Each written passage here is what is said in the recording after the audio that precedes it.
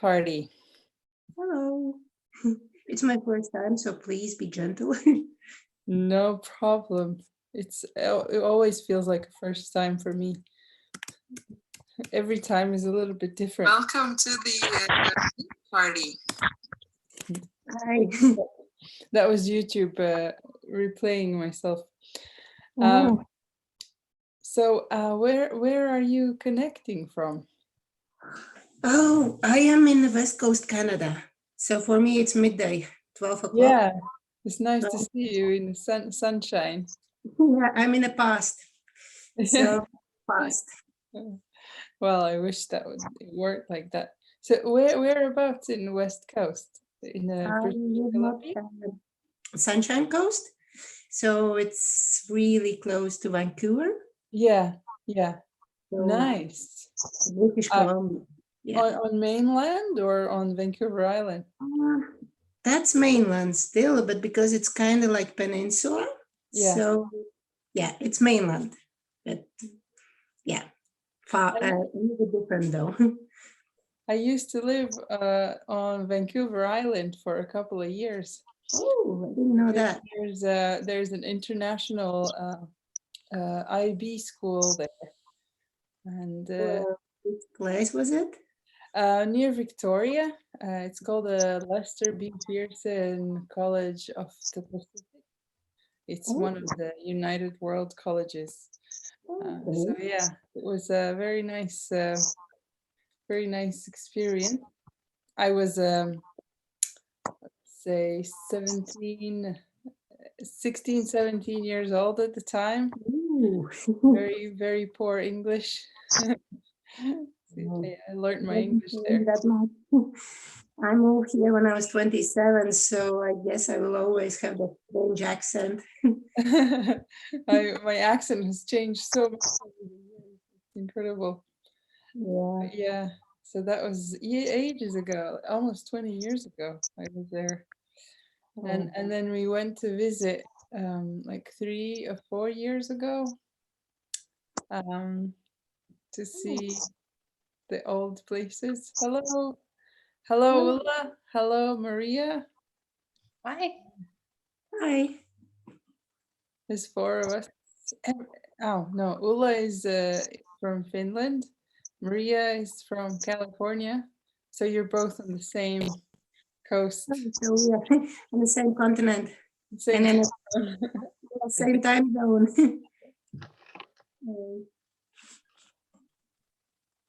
Yay. I have added another item to my essential shopping list. I've had to get hair clippers. Otherwise I can't knit anymore. The hair was in my face. And I'm going back to my high school sort of look. We used to call it the Swedish thing. I don't know how to say it in English, but you take your middle hair and you put it back and you make a little like thing. I have to return to that because oh my goodness, when was the last time you saw a hairdresser? Wow. January. Yeah. Yeah, my bangs are crazy, but I just cut them and I'm so glad nobody sees them. So. My sister asked my daughter to cut her hair, and that was interesting. That's how far we've got. Hi, Austra. Hi. So I see your toddlers are sleeping. Nope. No? Oh, they're joining in.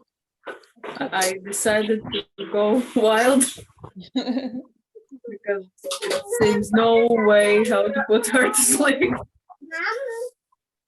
Yeah, well, that's how it goes. For the moment, my son is sleeping, but I think that he'll wake up any moment now. I have a feeling. I have a feeling my children will come inside too, so I will just then disconnect maybe because they went outside with their dad, but it's unpredictable. They should come and say hi. Oh no, they will take all this conversation and their so they're not shy. That's good. Oh no, my kids are wild. How, if it's not a secret, how old are they? Almost 3 and 6. Hmm. So Boys. they can properly talk. Oh yeah. All the time.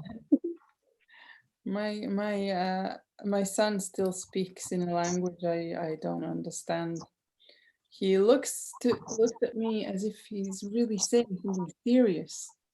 It's just gibberish coming out, and it's Oh. very helpless. How old is he now? He's almost a year and a half, so he should be saying some things. And we thought that he could say Papa, because in the morning he wakes up and he looks at my husband, and he said, my husband's still lying down, and he says, Papa, Papa. So my husband gets really excited. And then this happens for a few days. And then on one day, I was lying down because I was quite tired. And my husband walked in the room with him. And my son looked at me and he says, Papa. So basically, he associates the word with Papa with anyone who's sleeping. Lazy, sleepy person. So yeah, that's about the only word he knows. And the other ones that I don't understand. Why? What is on everyone's needles anyway? Eva, what is it that you... So I started to knit a year ago for first of my shawls. I never knit any shawls, and I thought, okay, maybe I should try. Everybody's speaking about this. So I knit for like 2 months, and I found I usually don't stop knitting. I have one thing to knit. I don't have like so many works together, so projects together. So I just put aside and I'll get back to it. Now, a year ago, I started, now I'm back to it. And now I'm thinking, what size needles did I use? But it's kind of shawl, these beautiful colors from Pace. Mhm. Wool. So that's what I'm knitting, yeah. Trying. Did you get the wool in Latvia, or can you buy in Canada too? No, you can't buy in Canada Pace. I order. I message them. So they send me many pictures. I choose. Uh-huh. They ship it. Even though they shipped across the globe, it was still much cheaper than buying wool here. So Yeah. I'm happy. I was also pointed to a post where they have started to sell their past collection, and they're saying the price of the wool is like 22 euros per kilo. That is 10 times cheaper than you would buy like commercial wool here. Recently, I went to the local store and they were selling like black sheep, not dyed, nor wool, and I saw 36 Canadian dollars for 100 grams. Yeah. That's how much a kilo costs in Pace, and so Yeah. it was like Yeah. crazy. And Yeah. I am seriously considering ordering a kilogram. I mean, I have no idea what to make or whatever. It's just, it feels like the biggest bargain in the world. That's what I did. I ordered white one, 2 kilos, and gray one, and then I just naturally dyed my white one, which was kind of new experiments. Right. But yeah, so much cheaper than if I buy here. It was insane, yeah. And you weren't put off by the kind of coarse feeling that it has? I kind of like the idea, and maybe because I grow up as well in not far from Dundaga, so for me it's like, oh, smell of home. I don't know. Patriotic loyalty, yeah. Probably. I mean, I still have one skein that I bought in the last festival I went to, that there's the only person who sells it in the UK, and it was my first time actually touching it, and even now it feels like, wow, I don't think I can wear this. But then my friend, who I hope will join us soon, she said all you have to do is wash it and magic happens and it becomes like the softest thing in the world. So I'm just kind of hoping that that will be true. and I, it will, I found maybe because it's natural fiber in really cold weather, it's kind of nice and warm. It's not so scratchy as it is when it's warm. And Mhm. even my kids are young, but they don't mind it. So maybe I'm just lucky. They Yeah. have sweaters from it and they're okay with it. So it's strange. Yeah, I'll wash it and I'll see what happens. It's really that magic. But I mean, for 22 euros a kilo, which is 2.2 euros per 100 grams, just to be clear, you cannot go wrong. No. No. Well, so you're knitting a shawl. Maria, what about you? What is on your needles? I think I'm unmuted now. I am working on my Sage Cardi. So I finished one sleeve and I'm on just the very start of my second sleeve. So that's the easy part in stockinette before I get to the ribbing. Yeah, and then it's ribbing, and then you just got the button band, and that's it. That's gonna be done. Right. A button band, I think, is time consuming too, though, from what I can tell.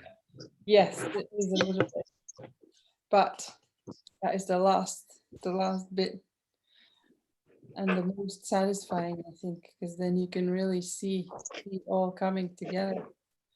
And very little imagination powers need to be used when you look at it. Yeah. Yeah. No, I'm really excited. It's turning out really nice.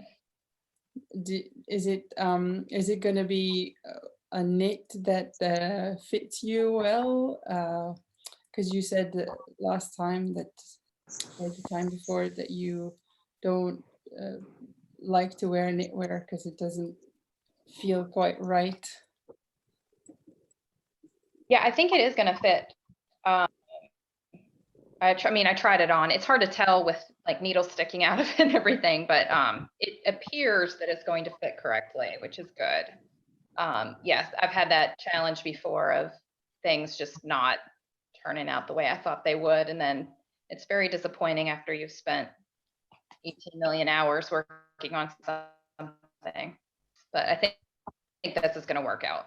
Oh, fingers crossed, because yes, this has been a long time coming as well. Yeah. And Austra, how about you? I am back to my arm warmers. With the beads? Yeah. Yes, of course. And working on second one, and I sew together the first one, and it is not pretty.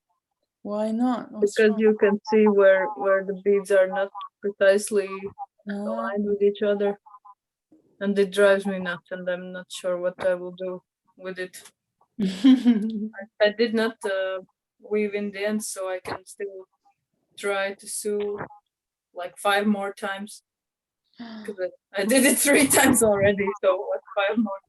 But correct me if I'm wrong. So you knit it like from Yeah, one like this. side around, and then if you Exactly. knit a couple of just dark background color rows, would that be a crime? Of course, because Okay. there would be interruption in the interruption Okay, pattern. gotcha. And my aim is to make it invisible. Okay. Mostly I do it with this time I use provisional cast on and try to make things better, because before that I did a long tail cast on, and the regular sewing together thing, but it was not as pretty. But this is a little bit better, but still not there. So yeah, but I'm ready to switch to Daddy's son hat. Uh-huh. Yeah, I just want to do my rows for the game we are playing in the Facebook, Uh-huh. and be done with it. Because I haven't had those armors like I think 3 days this week already, and yeah, I'm tired of it already. Well done for sticking with the game. I gave up. I couldn't because I won in the 3rd week, and I thought I cannot skip the 4th week. It would be so shameful. Congratulations on winning. Thanks. I And yeah, found it was so exhausting for me because of the way I played. Basically, for anyone who hasn't heard, it's a game where you list your works in progress, and then you throw a dice to determine which work you're going to work on for the day, and you throw the dice again to determine how many rows of that piece you're going to do. And I think in the Facebook group, people have to report their work every end of the week, and then they choose winners. But I wasn't too fussed about that. I really like the approach of making the decision on what to work on, to the point that I absolutely got lost, and I just kept throwing and knitting and throwing and knitting and throwing and knitting. And after 2 weeks of doing that every day, I felt like a racehorse who's been just, run through miles and miles and marathons of knitting. I just couldn't, what's the word? I felt like I have burnt out. And after that, the first thing I picked up was the crocheting a shawl. Like I had to take a break from knitting. So yeah, I knew I had to take a break from the game too, because I get really competitive, I guess, in a sense, with myself. yeah, but it's interesting because it's very, very intriguing at the start when you roll the die and see which one is it today, and then how many. Oh my God, I cannot do that many rows. But well, I will try to do it. And then I think it's 5th week now.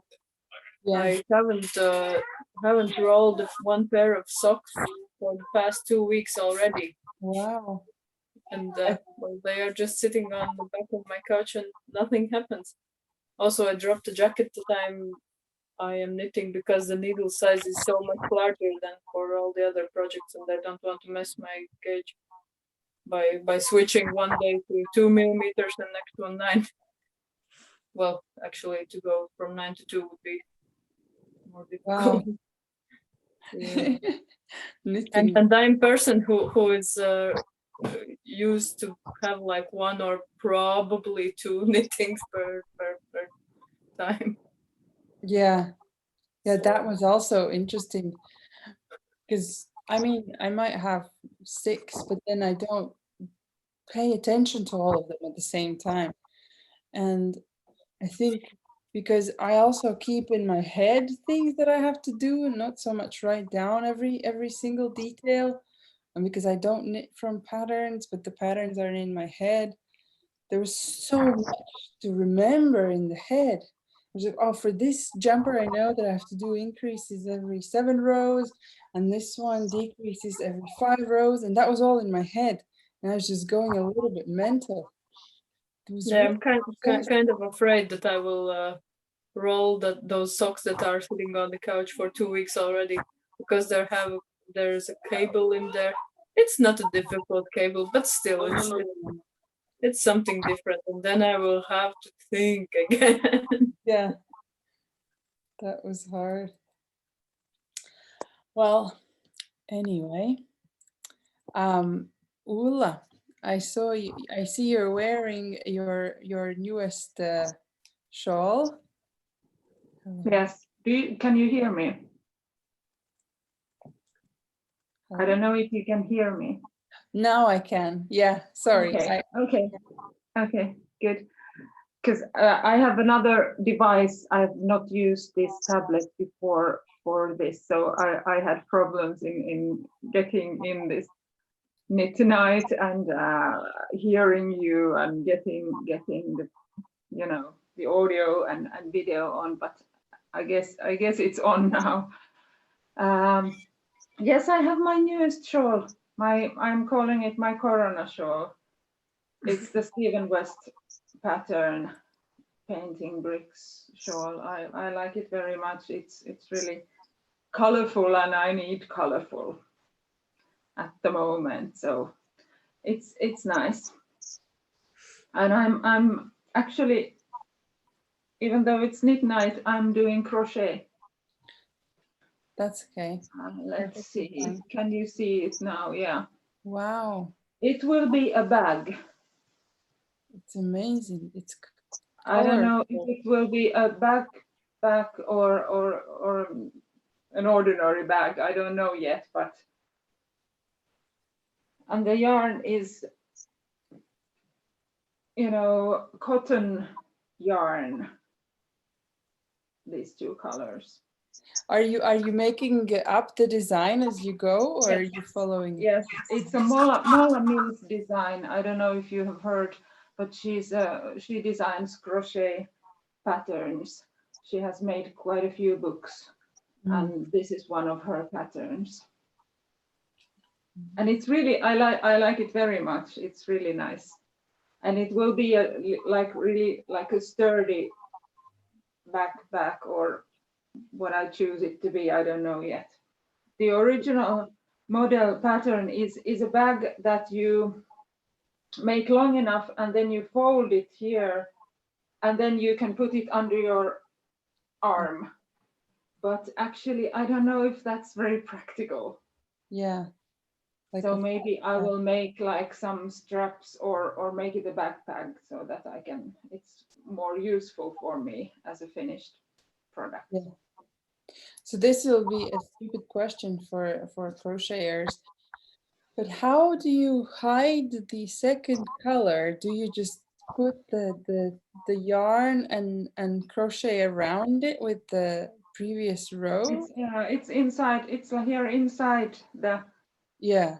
stitch. So it's extra thick. It's thicker than It's thicker. Yes, Yeah. yes, it's Okay. thicker. Okay. And you can see it that it's under there. I don't know if the light is good enough, but you can see that it goes there Yeah.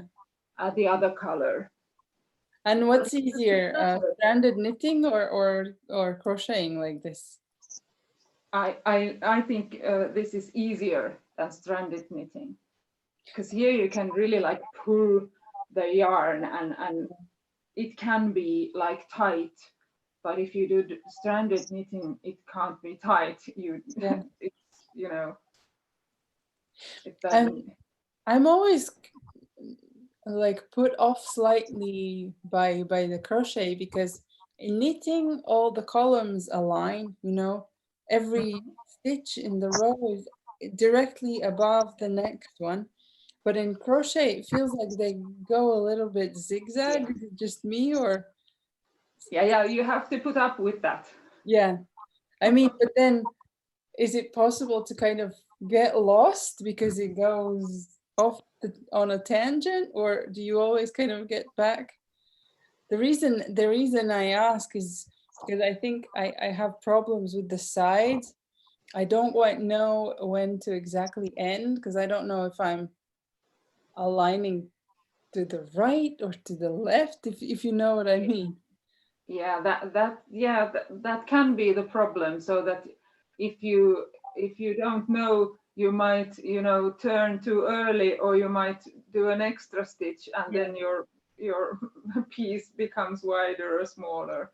Yeah. It can be a problem, but Is this in a round? yeah, this is in a round. Okay. It's like this in a round, and there's no bottom yet. I don't know how I'm gonna do it. Maybe I'll do an extra piece and then add it here as the bottom of the bag. don't know yet. I just enjoy the pattern now. Yeah, it's very, very pretty. Make it long enough. Cool. Shall we do some questions?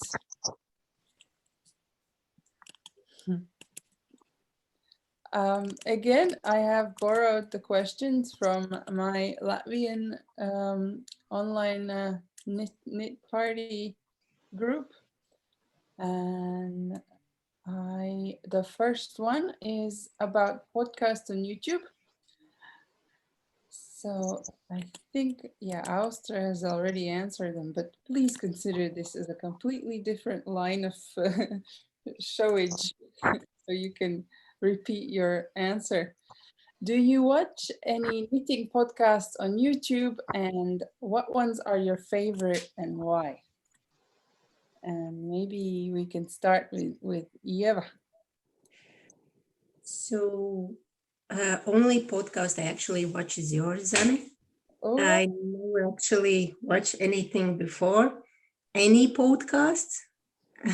I guess it's as well because of lack of time. I have 2 young kids and there is a big noise in my house already, so I never had it. But then I kind of, by accident, get on your podcast. I start to watch while I was cooking.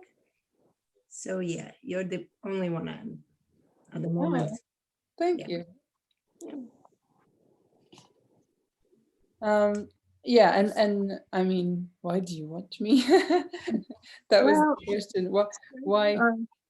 I can answer that because first I was watching when I saw Latvian girls because it was in a Latvian language first. Yeah. So it was interesting to finally watch something in Latvian. And you all talk about things I actually know and I can relate. So I felt like you get new ideas and then you start to do it in English.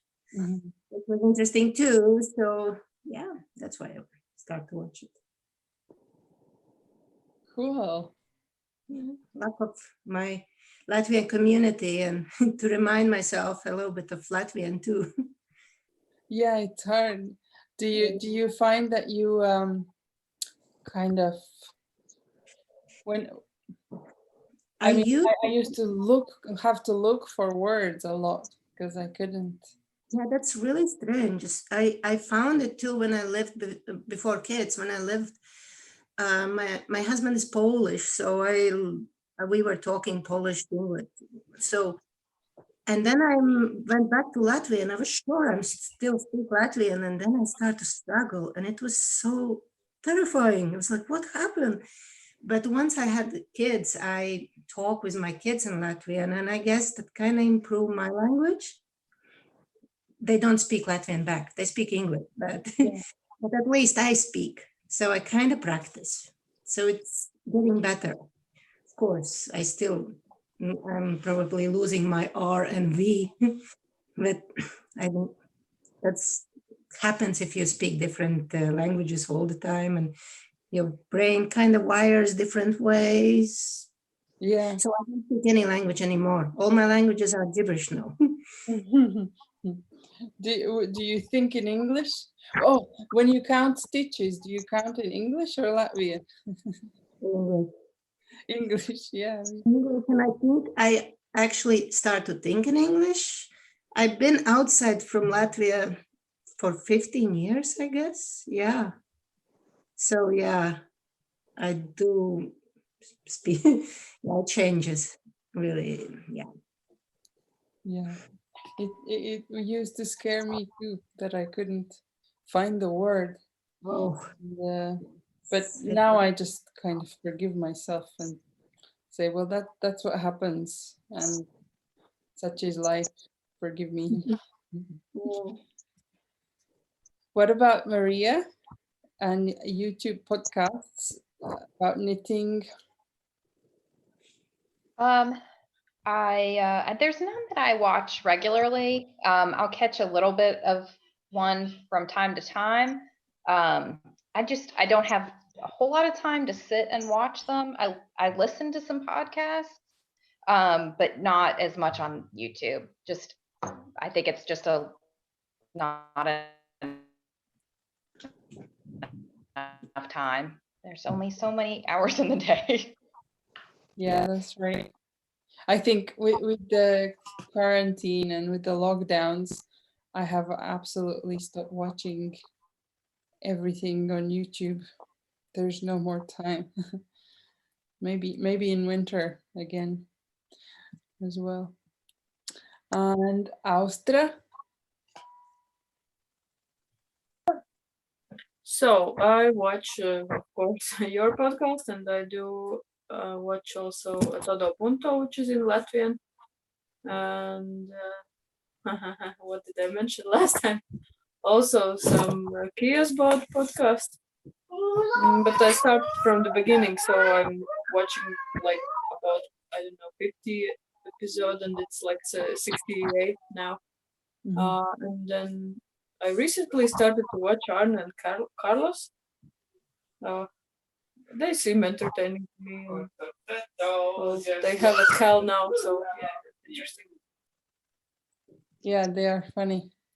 I love their brutal honesty about everything related to knitting, especially the controversial how there is no dominant color in color work and that's an invention. Yeah, but also I once ended the episode I was watching and started the next one. So it was about knitting Christmas decoration balls, and Arne showed how to cheat on it, how to make it look neater, but it's actually cheating. Yeah. And he's knitting and saying, and you see, nobody can even see where I did it. So I think it's really nice that they actually allow you to feel free to cheat to get a nicer look. Yeah, they are also the ones who they answered some of the questions from people, and one of the questions was, how do you hide the in color work when you knit in the round, and then when the rounds change you get like a jog, I guess, and how do you fix that? And they look at each other and say, we don't, because we don't care, no one sees. It's like, okay, great, excellent. It is true. I once tried to do something about the jogging thing on striped socks, and it drove me so nuts, and it made that line where I crossed the yarns so stiff. I hated it. I just hated it, and I was like, it would better be like that it's jogged than Yeah, well, I mean, you also have to be careful where you put it, because I put it in the center of the back like an idiot. And so here I do care. But if it was on the side and the sleeve was, the arm was always in front, then it's not that bad. But yeah, I mean, you have to make a whole garment to learn the lesson, I guess. Anyways, thank you, Arne and Carlos, for putting our minds at ease. About Ulla, what about your podcasting? Yes, I do watch podcasts, or not always watch, but listen when I'm knitting. I watch quite a few Finnish podcasts. There are really nice podcasts, many of them here. So I like to listen to those. I watch one British, the famous one, the Knitting Vicariously. Or is it? Yeah, that's the name of the podcast. Yes. By So that Dunner. I watch. I've watched Arne and Carlos. I've watched some others occasionally. I often go to YouTube and like search and go through and then watch a little if there is something that would interest me. I like them. I've seen yours, of course, the English one. I hope you would make new episodes. Yeah, right now I'm really behind with everything. So I hope that when the garden is kind of done, I will find time again. But thank you. I really do enjoy making it. But during the lockdown, when your kids need the computer because that's their school and everyone needs to be fed at all times, it's just time kind of disappears somewhere and I don't know where it goes. Yeah, I can Unfortunately. understand that. I don't have that problem because I'm here just with me, my husband, and the cat. And the cat seldom uses the computer, so I get my computer to myself when I want to. So Maybe you could start a podcast. yeah, sure. No, I wouldn't know what to say. Talk Here's about my crochet, and I've done this and that. Yes, I know. Yeah, but I think that okay, you need to have some kind of a vision, what you want to say, and there are a lot of podcasts that follow the same model, and they, not every podcast is interesting to be. Yeah, I am very interested in kind of why people who watch podcasts watch them and what are your favorite ones and why. That is a very interesting topic to me personally. I would say that those, of course, the Finnish ones you wouldn't want to watch because they are in Finnish, but I think the best ones, the person there is an interesting person as such. Like, I don't know, but you connect with some people and then you want to hear more. Of course, when it's about knitting, then it's always like, I have these finished objects and I have these whips and I have these plans, of course. But of course, the technique, I like when when the light is good, when I see what the person is showing, that it's like there's good light and the audio is good, because if you can't hear, if the wind is blowing in the background, even though it's a nice landscape, but if you can't hear what the person is saying, then it's A shame. not nice. Yeah, it's a shame. Yeah. Yeah. But those are the basics. Then there are many people who are like really charismatic, and it doesn't really matter what they say, it's how they say it, and you just sit and listen and want to hear more.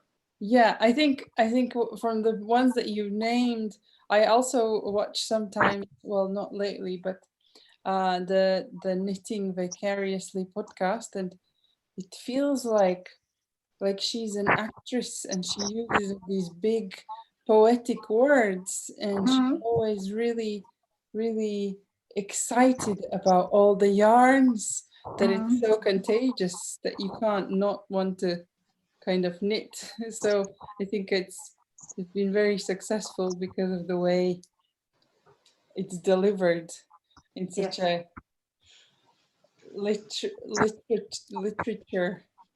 I think she must read a lot of books, a lot more than I have read in English.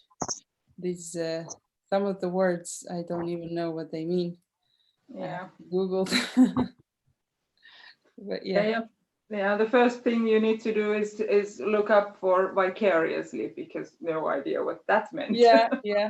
I can kind of get the gist of it, but if you ask me to explain what it means, yeah, I would say, yeah, ask Google.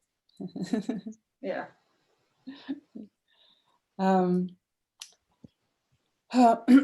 Okay, gotcha. Hi, Victoria, or Victoria. It's very nice to have a name that is international as well. Hello. I hope this time I'm not going to disappear as during the Latvian session. My phone just died on me when I was speaking. Oh, So hopefully this time it goes better.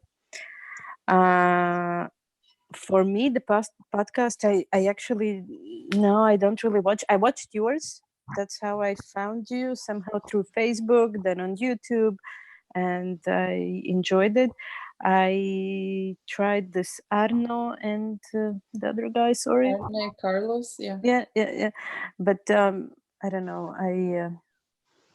It didn't. I think I have a little bit, OCD in a light manner. So for me, when I see that, you kind of, because they're really like kind of this happy feely la la la, and I'm maybe a little bit more tight. So it wasn't up to my taste. But yeah, everyone goes. And what else? And I guess that's it. I mean, in Slovakia where I live, I do not really know anyone kind of, on that level that, for example, in Latvia that we have. And I think here more people are crocheting than knitting. So they're really like really hard on crochet. But yeah, when I'm thinking, that's it. Yeah. But I enjoyed yours, and when you were asking as well the question, why would anyone watch and what would be interesting? So for me, for example, it's kind of it, when you're knitting and you have something in the background, the time goes faster. I don't know how to explain it. So it's just, I even sometimes rewatch the online parties, just to have something in the background, and it's kind of, I don't know, it knits faster. Yeah. I don't know if it makes sense. But yeah. As opposed to, like, I don't know, Netflix cop shows or romantic movies versus podcasts for knitting. Yeah. But because I've tried as well. So for example, if we watch a movie or a TV show, if I know, for example, if I've seen it before, then for me it's, I don't need to follow. So I kind of, knit and just with one eye I'm watching. But for example, if we have now this TV show that I really, really, really enjoy, like I'm completely obsessed with it. So I cannot knit during it because I want to grasp every second. Yeah. So it's kind of like this. Yeah, it's true. I've gotten to the point where my husband will ask me, he picks a film and he's like, do you think this is going to be good knitting TV? I'm at the level where he asks me that. Yeah. I like. And myself, as I said, that since the lockdown, I am completely behind with everything. Of all the podcasts that I watched, the only one that I watched recently was the Vicariously Knitting one, because she featured one of the projects that I did. Yes, she did. So I had Congratulations. She liked it very much. Yeah, it was a surprise to me. I actually got told about it by the designer of the sweater. So yeah, that was what got me finding some time to see the little moment of fame. But I mean, before before the lockdown, I used to regularly watch one of my favorite designer, Sari from Finland. I really love her podcasts. I think they're amazing because she not only talks about knitting so much, but about her kind of life, and she's very, very honest about how she feels, and she's not afraid to kind of show her raw thoughts and raw feelings, and doesn't always have to be like happy feelings, and that's what I really, really love. That some of the podcasts are sometimes just so excited and so happy and it's all good in the world, which isn't sustainable. And I like that refreshing. It feels a little bit different than others. So I like that. But I think she has started to create a lot more frequently. And I'm so far behind that I am not even watching anymore. I'm saving it for when things calm down and then I can binge watch like Game of Thrones or something. And then what else do I watch? I watch A Todo Punto as well as Latvian because it's Latvian and because I know her through Facebook and Instagram.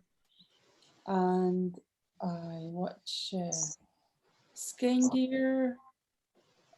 She's a Norwegian in London. And another few London people. I think it's all location based, I guess. And a bit of Arne and Carlos. But yeah, I think that I've kind of hit a big, massive pause on the podcasts for now because of the situation.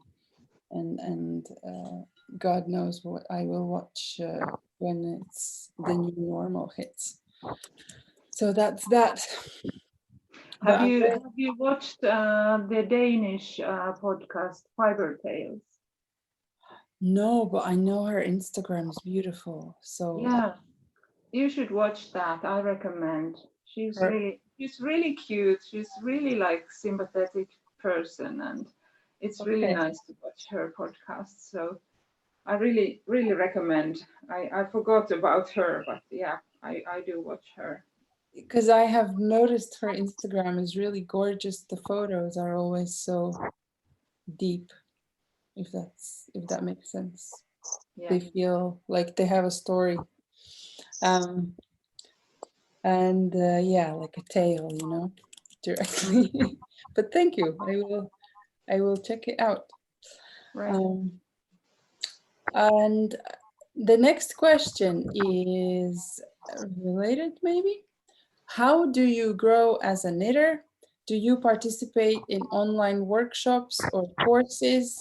And if so, what was the last one and what did you learn? Eva? So yes, I watched it already on the Latvian discussion group, and I'm glad I'm here because they were talking a lot about Inese Kochana and Irbe knits, and that's what I've been using, and I only can say all the positive things about it because as I am really chaotic artistic person, she kind of puts everything in an order and really helps me with that. So definitely she gave me the biggest lesson in school. And at the moment as well, I am in her reglans. And it starts in May, so that I'm going to do. I haven't been doing anything else. I, of course, YouTube videos. I don't knit from any like chart or something. I think my children are coming back, so I will have to finish soon. Okay, so yeah, my young kids are here. Sorry, but I will have to finish. Well, thank you so much for joining. It was great to see you. Me too. I really enjoyed it. Time. Bye. Bye. Bye, Eva. Have a good weekend. No idea how to switch this on though. Off. How do Ask your kids, they will figure out in a second. I figure.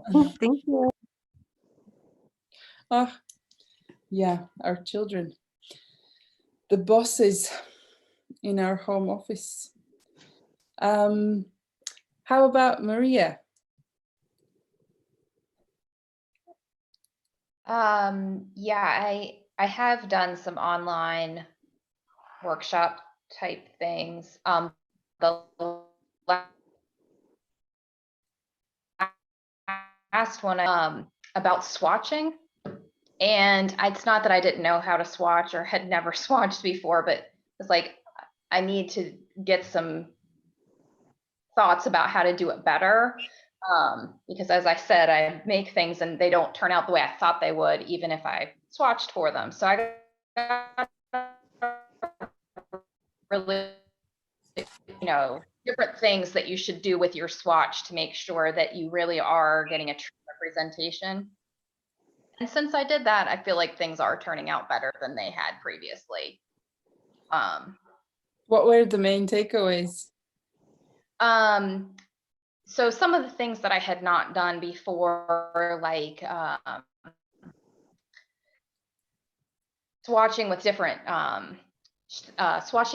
needles, even if they're the same size. So like a bamboo needle is going to come out different than a different type of nickel plated needle or whatever.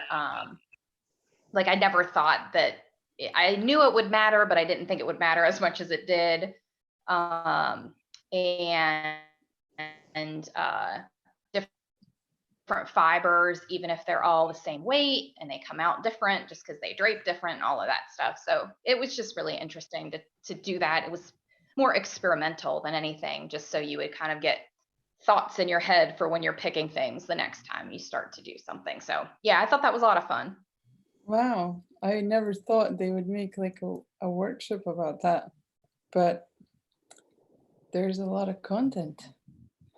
Yeah, it was a lot of information, because it sounded like, well, swatching, that just can't be that much, but it could have been another several lessons on it, because it's just more than I thought about before. And do they recommend a kind of like a typical size that it shouldn't be bigger or smaller, or does that? Yeah, so the whole thing of, if you want to do a 4-inch swatch or 10 centimeter or whatever swatch you want to do, don't make it just that exact measurements. So she was saying to do it like 20% bigger, so that you measure in the middle of your swatch, because your edge stitches aren't the same. And for your color work, it's different too, how much you want to swatch on that. And then when you have different stitch patterns, she had putting markers in it where, like before you washed it, putting removable markers in it so that you could count things that maybe were harder to count. If you've got cables going on, it's harder to count how many stitches you have, but if you mark how many it's supposed to be, then you can measure between markers and things like that just were, I thought they were interesting, helpful tips. Yeah, that's actually quite genius. I would always just yeah, it's hard to do that, or lace, okay, counting all your yarn overs and everything, and it was a lot easier to kind of think of it that way. So I thought it was good. Nice. Any other ones planned? I don't have any coming up.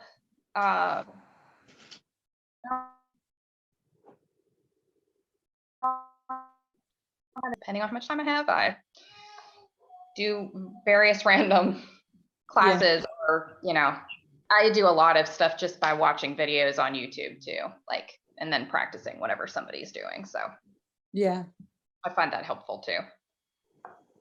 That's the best source of inspiration. And Austra? I believe I learn as I go, because when I take some patterns and there is something that I don't know, well, for your patterns there are already videos prepared for it.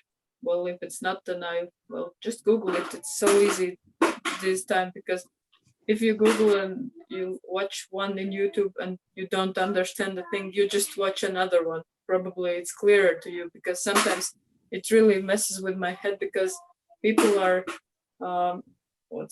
people are holding yarn differently and holding needles differently. And I once thought, I'm knitting wrong. I have been knitting wrong way all my life. And then I watched another video on that special thing. I do not remember which one was it. And it was okay again. And I was like, okay, I can keep knitting the same way. I don't. That's when I learned that there's continental and what's the other knitting? English Yeah, right. throwing and picking. No. Something like that, because I watched it and I was like, what the hell is she doing? It's not remotely. Maria, It's not do you remotely do like something I do. I'm sorry? I wonder if Maria is knitting English style or continental. I think it's continental. I have it over my left hand. You hold yarn in your left hand, or That's continental yeah, in my left hand. yeah. So you're continental. Okay. It's, Okay, you're good. You're good. good. Is that okay? Yeah, I was knitting in a pub once in England, and I am continental too. And a lady came up to me and she says, "Excuse me, what are you doing? Are you knitting?"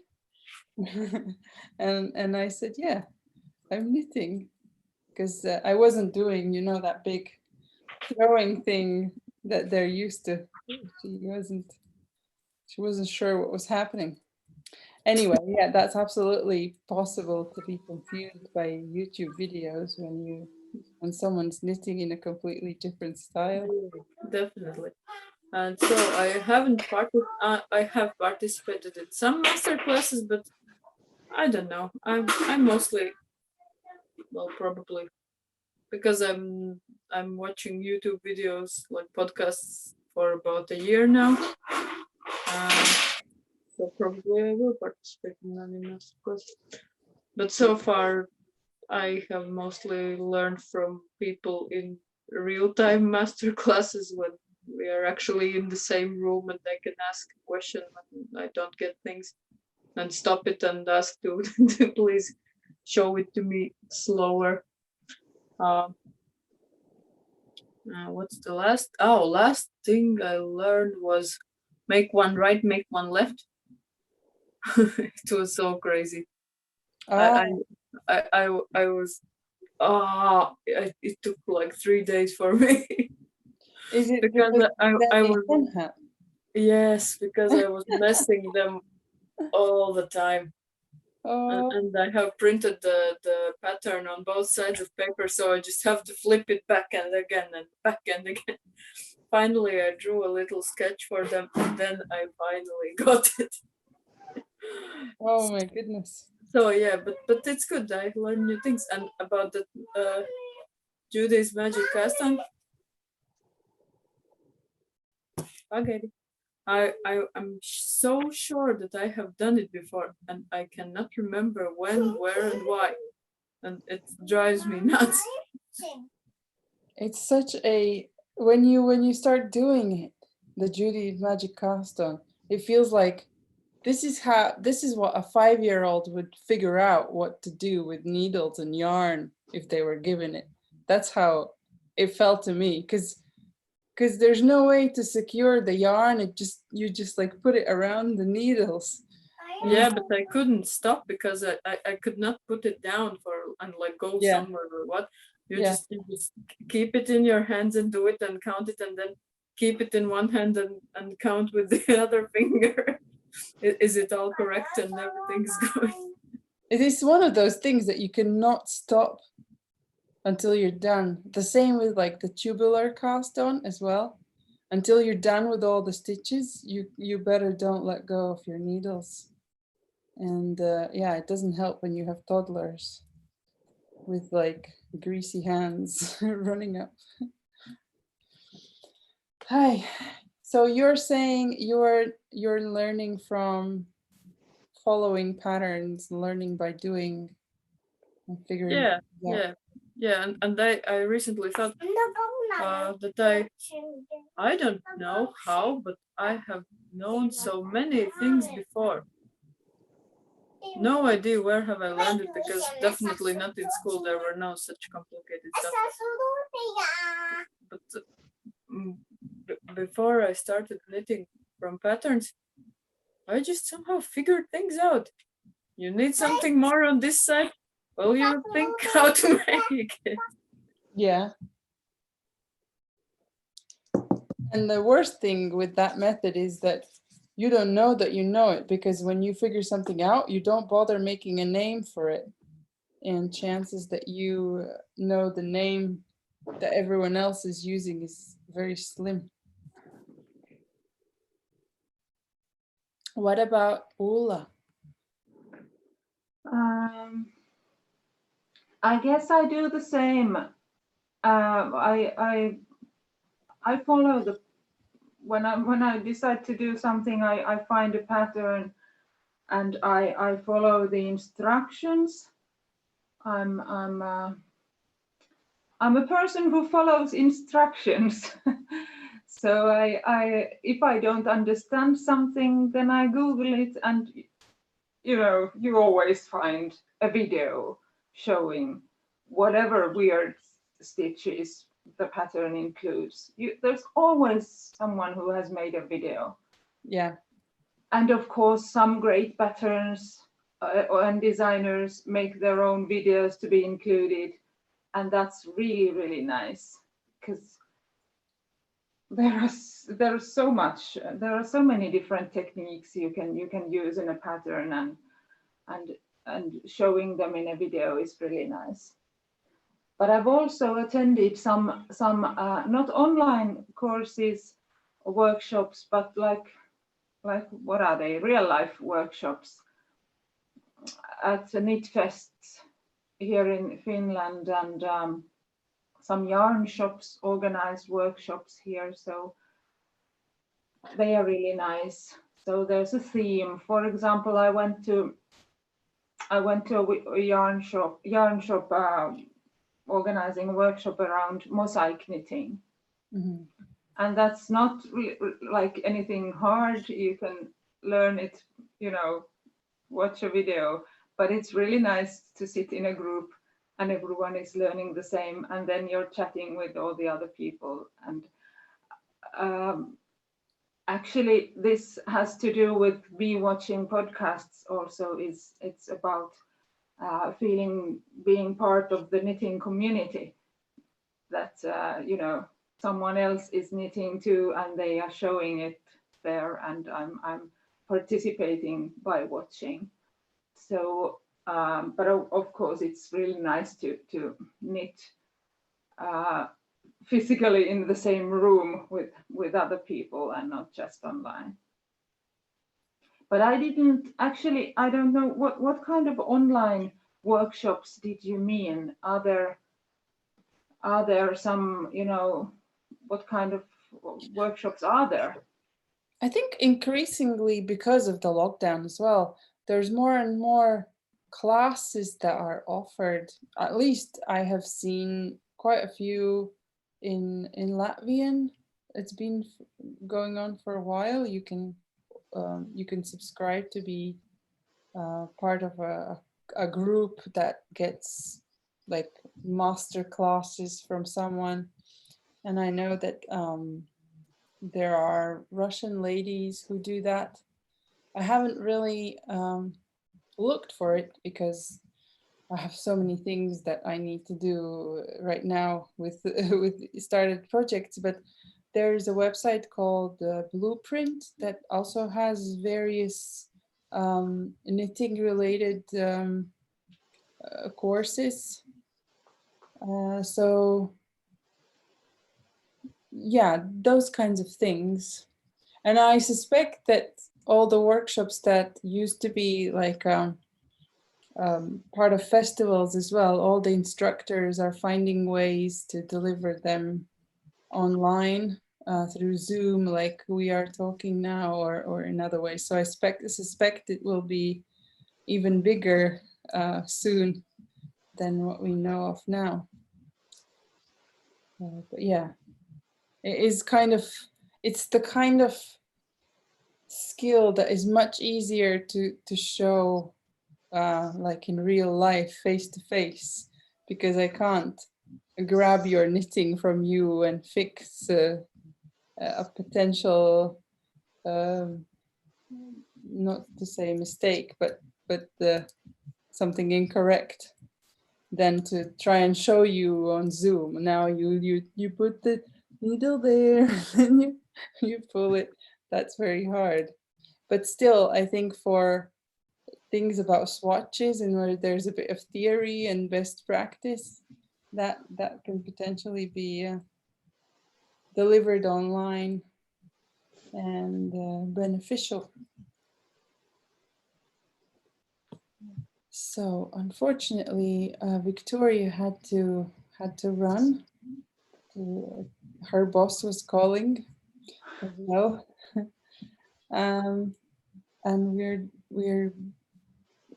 I am to answer this question.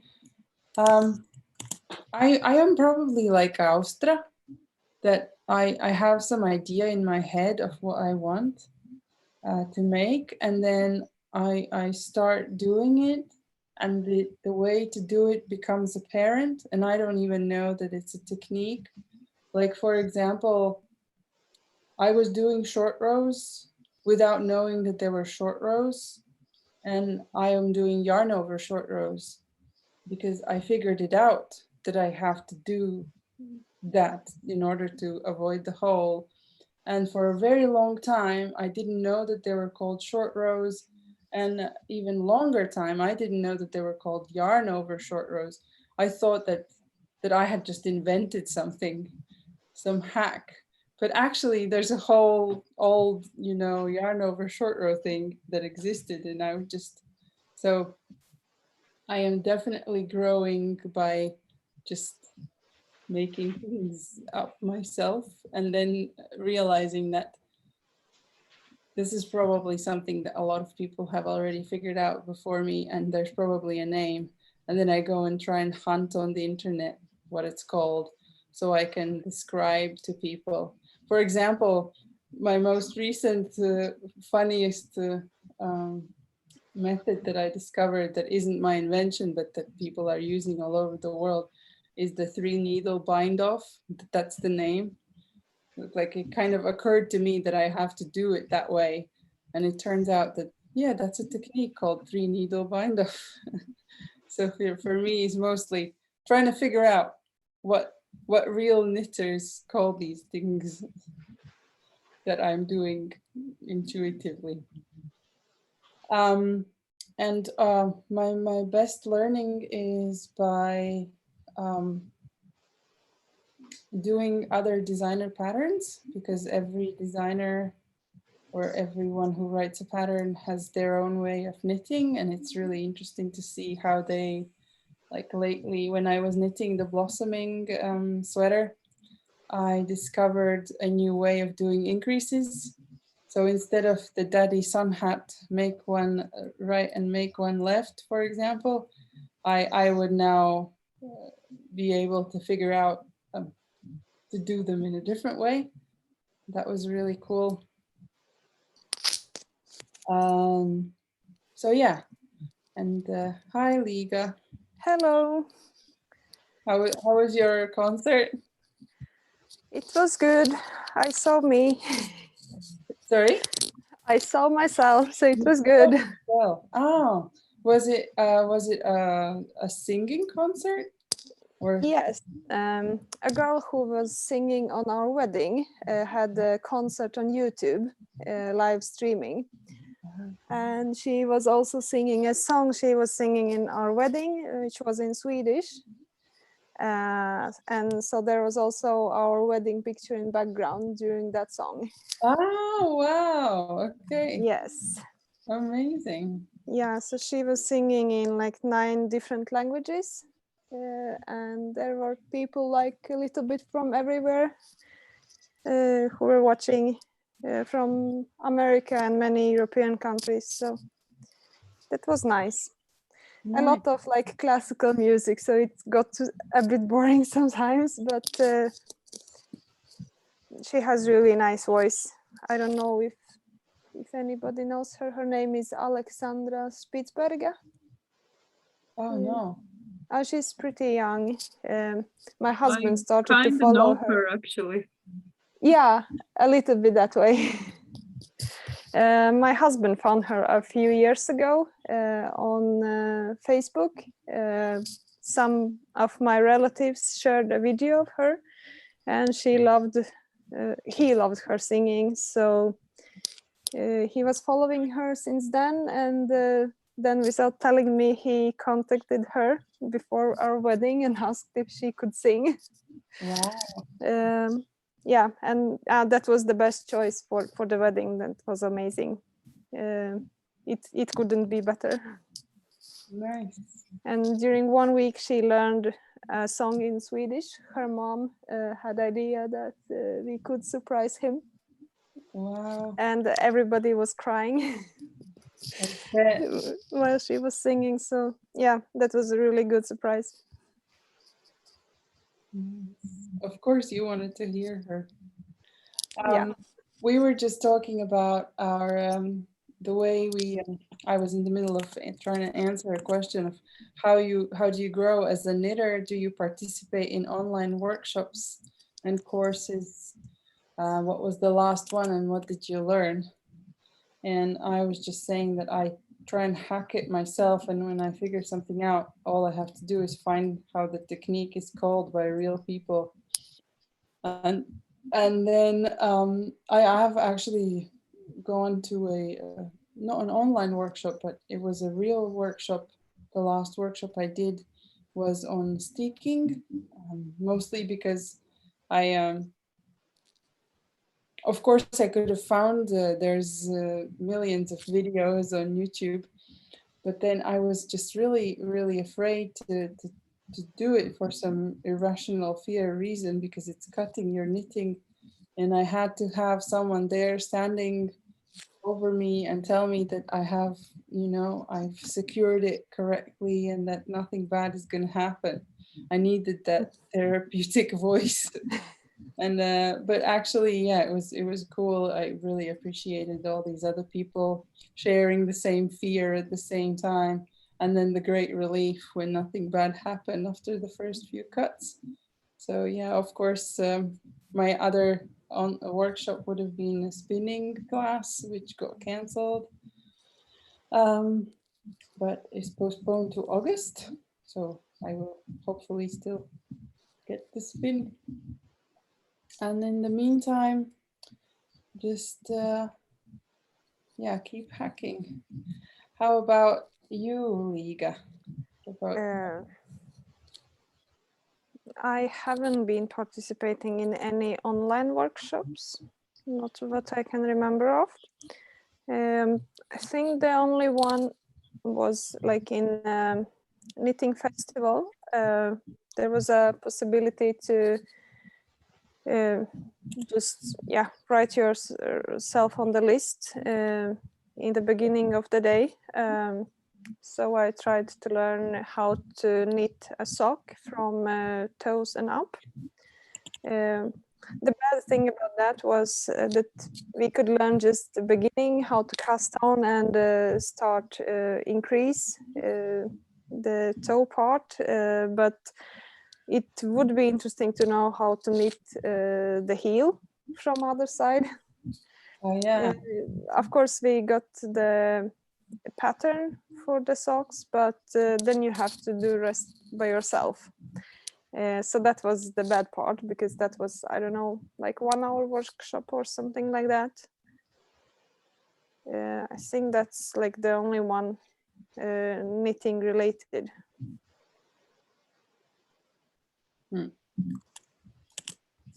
And in Sweden, you can still go about your lives as usual. Nothing has changed. Yeah, at least here. I feel like it's the same for me. Like everybody's writing so many different things, so I think I soon won't believe like half of it. Oh yeah, what do you mean? Yeah, like for example, last week I heard at work that in our city 88 people has died because of the virus, and then the biggest news application wrote an article this week. So usually I don't read them, and then I was thinking, okay, it's about our city, maybe I will read what they are writing. So also in the beginning, they mention how many people has died, and then they are telling it was like mostly like old people. I don't know how to call the places in English where they live. Care They're home? like what? Like care home? Yeah, something like Nursing that, home? I Yeah. guess. Mhm. And then like somebody's mom died, and then they didn't even test her. And then I was thinking how they can write that 88 people died because of the virus if they are not even testing them who died, or maybe some of them, but not all of them, how they were writing. So yeah, it doesn't feel like trusty information. Yeah, I don't know about. I used to work in a with a lot of data, data scientists and analysts, and that was the most important thing to come to any conclusion about anything. You had to have like a good, clean data set. So all these comparisons between the different countries of what's happening, when everyone is measuring their infections and deaths in 60 different ways, you cannot do any comparisons at all. So I'm kind of very remove myself from any conclusions of what people are drawing. You cannot, yeah. Anyway, rant over.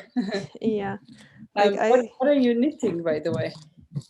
the sleeves. Oh, I have two at the same time. oh wow! Because you're playing Yarn Chicken. What Sorry. does that mean? You don't know when you're gonna run out of yarn and if you're gonna have enough. Oh, I will have over, but I will knit more of the body later. So yeah, I want to make sleeves done first. So we will see. Now it doesn't feel anymore like I will run out of yarn, but I had the idea some time ago. So we will see.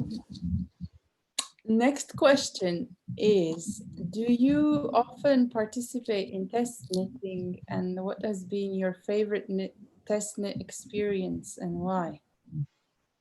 Maria, I know that you're right now testing my cardigan.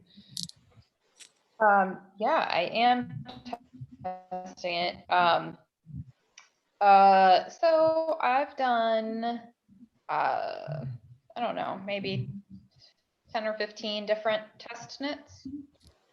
I actually just started doing it within the past year or so, since I have been staying at home after I had a baby.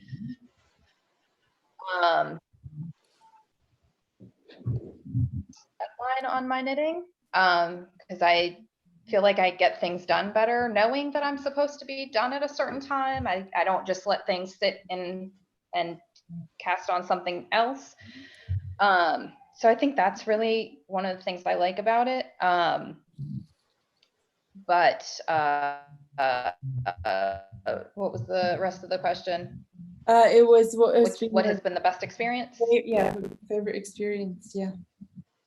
I think one of the things that just in general I like about it is getting to meet virtually different people that are working on the same project at the same time, or different designers that are coming up with patterns, because I just think that's so interesting. I love knitting, but I don't feel that I am creative enough to come up with something on my own. So I just think that's a really cool thing to see kind of behind the scenes, more than if you just buy a pattern and you're making it on your own. Maybe it's more community or something like that. Yeah, for sure. And this wasn't part of the question, but I'm just curious, have you had any like negative experiences, and why? Not, I wouldn't call them negative experiences. I think the only thing that is it's just an observation is that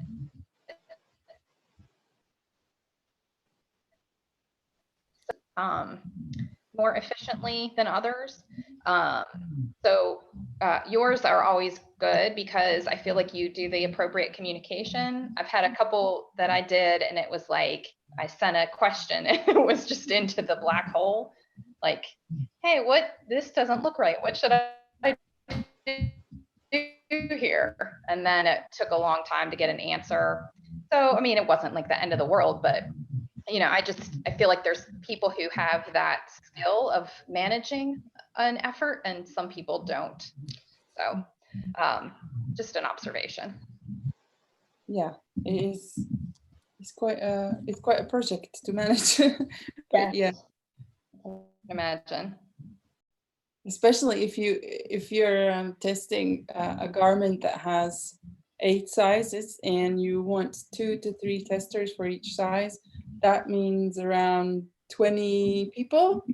And yeah, it doesn't feel like a big thing, but if everyone has the same question at the same time. Oh yeah. But no, it's cool. Yeah, I'm sure that that happens, and I'm sure there's people who are better at, you know, testing than other people too. I mean, I don't know how it looks from your side, but I'm sure there's people that you're trying to get information from that maybe aren't no, for great sure. about responding to. Yeah, some people are just they subscribe and then that's it. I never hear from them ever again. And funniest thing is I've had one tester who has actually subscribed to 3 test knits, and I don't know why I have allowed it, but I just hadn't connected the dots before. But that's it. It's just like I've sent the pattern and never heard back on all 3 occasions. Oh, wow. So I guess I might have to start like a blacklist. But anyway, it's not the end of the world. You kind of assume that there will be about 30% of what's the best word? People who for some reason do not get to the completion. Most people do, and that's really cool. Yeah. What about you, Austra? I haven't test knitted anything. I've been thinking of it, but as I already told last week in Latvian knit party, it always should be a thing that I need. I'm not interested in testing like a children's sweater for size that doesn't fit my kid, or I don't know, socks that I don't like just because of, well, I want to test something. Also, I've been unsure of if my skills are enough for pattern, and of course the pattern reading, because I'm not that familiar with pattern reading, and every time I start a new pattern, it's a whole new world. Yeah, but I think I should try it, but again, the dates thing that makes me worry how to fit in time frame. Yeah. But you were just telling about the persons that are not responding at all. Oh my God, I haven't thought that there are people like that. Oh yeah, there are. I think the first time it was kind of, what's the word? Because as a designer, you depend on the testers' goodwill, and it's their time and it's their effort, and there's nothing other than like maybe giving another pattern, or I'm not rewarding. It's not, I don't have any authority and I can't demand anything. It's all voluntary. So that is kind of, you're always at risk of people saying, yes, I'll do it, and then they don't. And for the first time when I was test knitting, it was kind of, oh yeah, of course. I shouldn't be so disappointed, because of course this is how the world works, and when you accept it, it's just a given, you know. You never know who will be the one who falls through the cracks, but I always know there's about 20-30% that do, and it's kind of, you work in those It's quite a lot. parameters. To be fair, I don't know why, but in the Latvian tests, the percentage is very small, and I think it must be because the community around me might be a little bit tighter than the wild world, what I touch in English. So yeah, but that's fine. I mean, I still get a lot of wonderful people completing and giving feedback and getting it done and posting pictures and progress. So the kind of aim is achieved. And we can't change anyone, and we're not here to change anyone. It's they have made the decision to behave like that, and it's their kind of, it's their right, you know.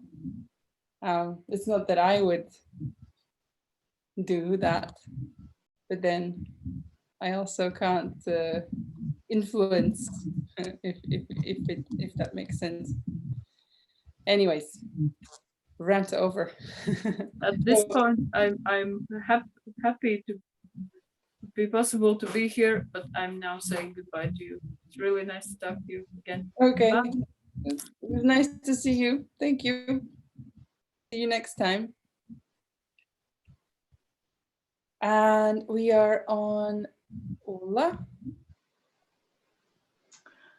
Yes, I have test knitted something, maybe less than 10 or around 10 pieces for different designers. As you know, something for you to, the cowl Yeah. was the first test knit for you is maybe my favorite, because it turned out really lovely and I wear it often. Oh wow. Thank So I also want, when I see something that is offered for test knitting, I always first think, do I have use for this garment? Can I wear it myself? Can I get the size that I can wear myself? Or is it, if it's a child size, do I have these children in my family or elsewhere, so that I don't knit it just for fun, but I want the finished object to be something I can wear or give to someone. I've test knitted also for Sari, whom you mentioned, a couple of hats for her. And so both yours and hers, the patterns were really like already really good, in a good shape already when they were given for test knit. I've also test knitted something that was not so well written, and there was like there was a lot of feedback to be given, but also when you test knit, you need to accept that the pattern is maybe not, because that's why we're test knitting.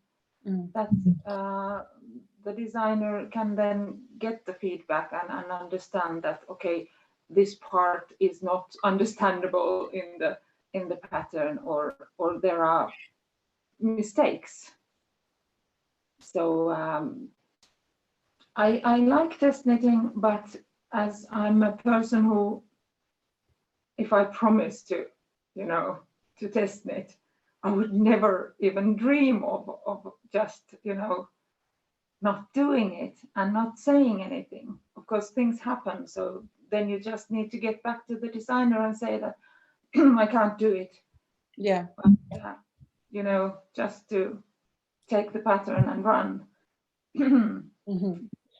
I think it depends a lot on the culture, on how you were brought up, and yeah, we really hardworking, fair people. We have values that are different around the world. And Liga. I haven't been trying any test knits so far. Also a little bit scared of if I would have the time, like to make it ready in time, as yeah, working full time and have some free time activities. So sometimes I maybe knit like just a few rows at the evening, and then yeah, it feels a little bit stressful. And I haven't been following that much, so that I see some test calls or something like that. Now I have mostly seen yours, maybe some more. So I was a little bit interested of your sweater then, but at that time I was so busy, so it was not a chance to make it in time. So I didn't sign up for that. But I would like to try sometime if I see something what I really would like to do for myself, probably. But I would not do it if I think that the project looks like it's nice but maybe boring, because I don't like all of them. Like when you see on the internet, some projects just feels boring, and some of them you just see like, yeah, this one I would definitely want to do. So yeah, need to find the right one, probably. Needs to have the right time, the right yarn, the right model. Yeah, and then you think, oh, do I have yarn at home? Yes, a lot. Does something suit for this project? No. Definitely not. So yes, there's the answer. Yeah, I have actually, I was just gonna say I've tested it twice, but no, I've tested it 3 times. And the first time I tested it, it was one of Sari's socks, and they were so beautiful that I just had to. I was really, really happy to be part of the test. And even if I hadn't been included, I would have bought the pattern, because I'm not a sock knitter, and I don't.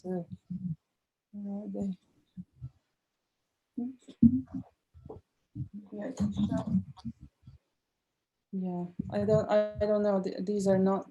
They're quite dark and hard to see, but I just fell in love with this pattern as soon as I saw it, and then she had them in pink, and yeah, so I didn't need socks. I just loved the look, and I hadn't knitted socks for like 20 years, and I don't know, I don't remember how to do the heel and toe and whatnot. So I thought I'll just do this test, and that was fun. And then again, I fell in love with a model of a lace yoke sweater by a Russian designer, Valentina Bogdanova. And again, I didn't even realize that that's a pattern to be tested. I saw the picture on the Instagram, and she hadn't even finished the pattern. And I actually contacted her privately saying, if you do a pattern, can I please test it, because I love the model, love the look. So because the testing, for me, it's also curious to see how other designers run the process and to see what's acceptable. And what kind of what kind of ways they communicate and the tone of voice and that sort of thing is one thing. But and I always learn some new things from patterns, how to better describe stuff. There's a lot of things I gain from testing. And I'm sure I will do more in the future because it has to be something that I really like the look of or something that I'm curious how to do. Most of the stuff that I see, I can probably figure out if I'm very, very curious. But then every once in a while, there's some kind of like in Sari's socks, I was really curious to see how does she do these little pearls? What is the stitch that she's using? That was this is definitely worth paying for a pattern for me to find that out. And if I see something exciting like that again, I'm pretty sure I will drop everything and test it. Usually the kind of timelines are quite friendly for me, and I'm not worried about missing deadlines. But you need also really a lot, But or at yeah, least to compare to myself. I am very privileged that I can just knit pretty much every day for a bit. How many hours are you spending knitting a day? Good question. Usually in the evenings when everyone's sleeping, I knit a little bit during the daytime, and if I have nothing else to do while my son is napping. So You don't need to report the time at your job.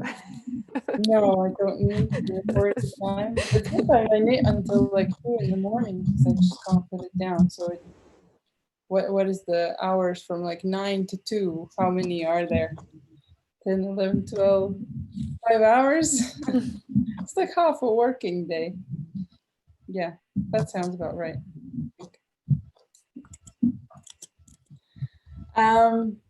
And last question that I have is about what exactly you're knitting the most. What types of knitwear do you knit the most? Accessories, garments, toys, home decor, etc. Maria. I think I probably make garments the most. Probably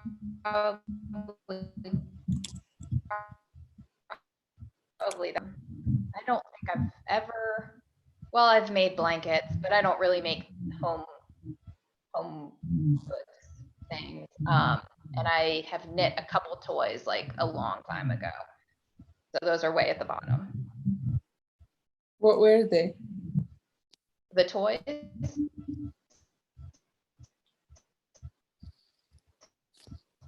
Some bears that were like really simple, like basically like it's a tube and then it divides for like 2 legs. So they were really easy, but that's the only thing those are the only toys I've ever made.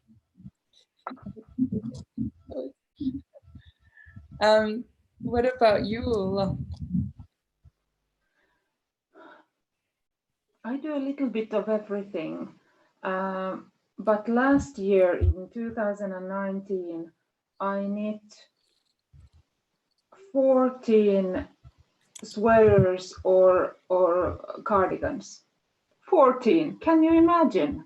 More than one a month. 1 year. I don't know how I did that, but I did. So I knit quite a lot of shawls, but now I have really enough shawls a person can have in their home. So I can't possibly knit more. I just did one, but not anymore for myself. So looking for persons to present shawls to be able to knit them. I knit socks, I knit mittens, hats, I've made toys, the cute little dolls, I guess that the ones Maria described. A little bit of everything. I've never knit a pair of leggings or that I haven't done, or a shirt, or like a skirt. Have you knit anything for your cat? No, I don't think he would appreciate. Like a matching sweater. Come on. Yeah, exactly. Matching soldotna. Because I had seen someone had made a soldotna crop for their dog, and matching exactly the same. Quite cute.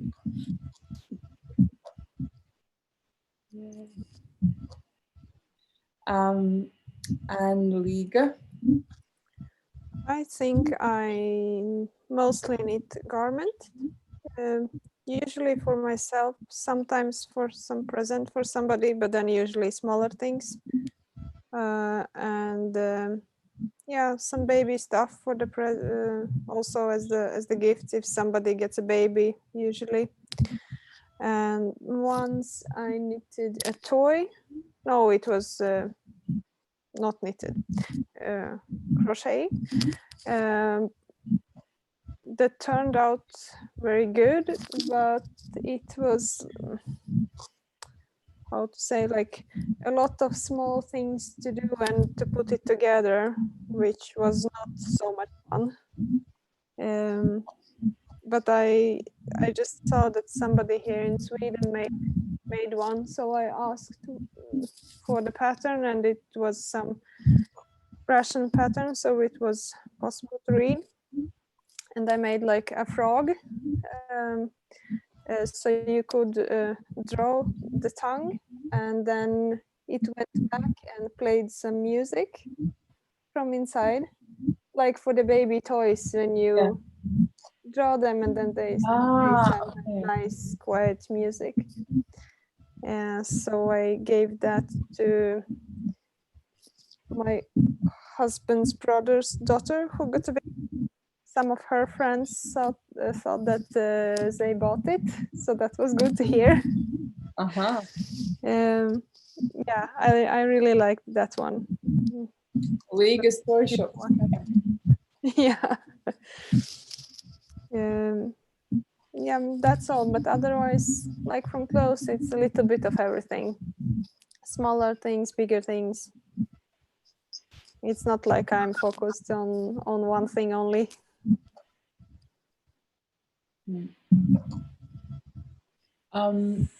I think I'm obsessed with upper garments, because for every accessory or anything else that isn't a garment, I must have made 3 or 4 garments. Like for every pair of socks, there must be 3 jumpers. For every hat, there must be 3 cardigans. So yeah, I think definitely 75% of my knitwear is wearable, like a sweater or a cardigan. But then I have done a couple of socks lately for random reasons, some hats, and baby blankets. I have never, ever in my life knitted any toys or crochet. I just don't know. I don't know where you would even start. I all of a sudden I see someone's made a horse, a knitted horse, and look at it, and I don't know. Do you start from the top? Do you start with the legs? It feels like a whole completely different world than my front and back and sleeve. So yeah, and I don't know if I ever will attempt. Something feels very foreign in the toy making. I would definitely need the pattern for that. Yeah, and I've also never made anything for animals or anything for a teapot or dishcloths. Haven't done any of those things. Yeah, so this question was very quick. Is this sound coming from me? Or are you hearing a feedback? I hear something while you're talking. Some kind of noise. Is it still?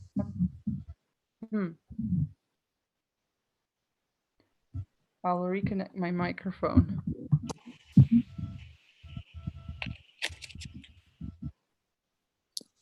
Did anything change? No. No, it's still here, I think. Unfortunately, I don't know how to fix that. Yeah, Maybe but I we can can still hear you good enough. That's most important. I will ask a question and then I will mute myself. The last question for sure, because I have just run out then. What have other people said if they've seen you knitting in a public place? Maria?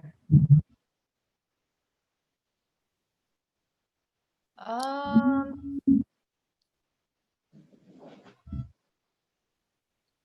don't know if anybody has ever said anything to me when I was knitting in public. People have definitely looked like, what is going on over there? But yeah, I don't know. I was on a plane one time knitting, and there was a little girl across the row, and she's like, "Are you a knitting champion?" And I was like, "I don't know what a knitting champion is, but I guess so." But yeah, most people, I think that's the only thing anybody has ever said. That's so cool. You're a knitting champion. I'm not sure what that means, but I'll take it. That's what it says. How about you, Ulla? Mostly people don't say anything, at least here in Finland. They might look, but they don't say anything. But when you're at the Knitfest last year in summer, the greatest thing is to go to a different table or a bench there and sit next to another person and ask, "What you're knitting? What's that yarn?" And everyone comes to you, and it's great. So I wish people would comment, because I think it's nice. Yeah, I think in Scandinavian country, it's probably not very typical to talk to strangers. No. You get really like weird looks if you start talking to a stranger.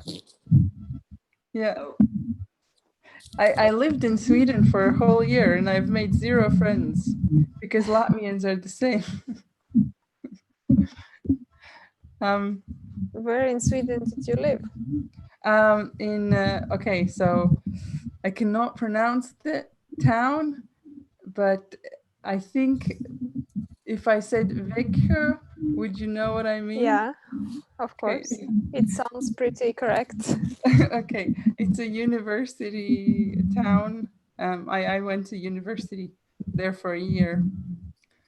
Okay, it's like south of Sweden, right? Yeah. I haven't been there, but one of my friends comes from there. The craziest thing is that after 10 p.m. it feels like the dead zone. Nothing is happening. Everything is closed. No one's out on the street, and it felt like a surreal place. I mean, I got a lot of studying done, that's for sure. It was really intense. But yeah, and and I really didn't make any friends because it's very hard to break the Swedish ice. I think you have to be from a Mediterranean country to to do that. But when I came to Sweden first, so also everybody was saying that, even Swedes by themselves, that it's like difficult to get in touch with them or like Yeah. come closer. Yeah. So I can't picture any stranger going up to you and commenting on your knitting, because social distance is the default. It always depends. I have nobody has said anything to me, but I have heard from some other people that it can happen. Someone can say something, and so it's not impossible. No, and then you get to answer the question. What is the strangest thing anyone has said to you? I can't remember anything, so probably nobody has said something to me. But interesting thing happened like last autumn. I went to a yarn market with a friend. We met also some more friends there. And the first thing we did, we went for a lunch. And when we were sitting, there two ladies came into the room, and I saw directly that one of them had really nice scarf. It was like pink with something green, and as I love colors, so I just fell in love with that one. And later I saw her few more times, and then also my friends saw that they were selling a kit for exactly that scarf. So without checking the price, I just bought it. But I haven't started knitting yet. But I should start soon, I think. And then before we went home, we stayed also to take some coffee and ice cream. And then these two ladies also came into this coffee shop, and they stopped by our table, and because most of the tables were like busy, and asked if they could sit there. And then of course they directly wanted to show what they bought and wanted to know what yarn we have bought. And then I had a chance to ask about the scarf, of course. So that was interesting, because then it was like not important that we don't know each other. It was so exciting to know what everybody has got today. So that was a great feeling. Yeah. It was fate. I think going to Knit Festival was the most on a train when I was knitting by myself, and the train got really packed, but I was just sitting there and knitting, and it was quite a quiet ride. But one of the ladies who was sitting opposite me, she couldn't hold it in anymore. She had to comment on knitting, and then we started talking, and then another lady from the opposite, from the other side of the aisle joined in, and we had like a proper conversation about crafts and stuff, and they were asking me all sorts of questions, and I ended up recommending them which needles they should get for their mom, and then which yarn dyers are the best that I think. So yeah, that was the strangest conversation between strangers that I've had because of knitting. Yeah, and also I already mentioned a lady coming up to me in the pub and asking what it is I'm doing, because it looks different. Unfortunately, my son has woken up and I have to attend to this, so I have to run away and cut this a little bit shorter than it would have been. But it was really nice, Theo, and Hope to see you again next time. Have a wonderful couple of weeks. Bye. Thank you. Bye. Bye-bye. Thank you. Bye. We forgot to show our knitting. Yeah. Survive 3 seconds. Thank you. Bye. Bye. Bye.